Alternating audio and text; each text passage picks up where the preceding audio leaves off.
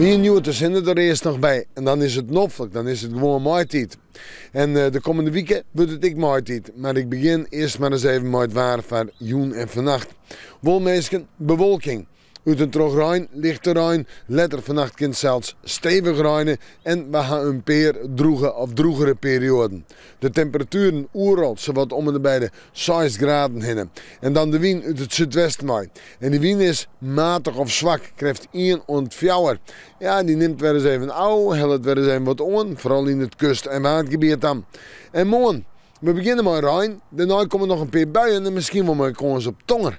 En de zinnen, ja, die had het dreig, maar die kunnen hier en daar eens even te vast gaan komen. De grootste kans op zinnen zat het nou lieket in het zuiden en zuidoosten en oosten van onze provincie. De temperaturen morgen 9,5 graden. De wind komt wat meer uit het westen en het noordwesten en die is matig rond, ja, misschien nog wel vrij krachtig. Dan zetten we terug naar de joentijd en de nacht en klaren het meer en meer op. En dan zakt die temperatuur nog 1 of 2 graden, dus ze frost aan de groen. En Takkenmieke, ik zei het al, een maaitijd. Op Manje een temperatuur om bij de 10 of de halve graden heen. Bewolking, maar ik nog wel wat zinnen. In de nacht 1 à 2 graden boven 0 en dat betekent frost aan de groen. Deze en maandag in de temperatuur omheeg, richting 13 of 14 graden gemiddeld in uw provincie, maar flink wat zinnen. En hoe maaitijd sprutsen, dan is het maaitijd. We moeten Manje maar weer even in het waarsjen.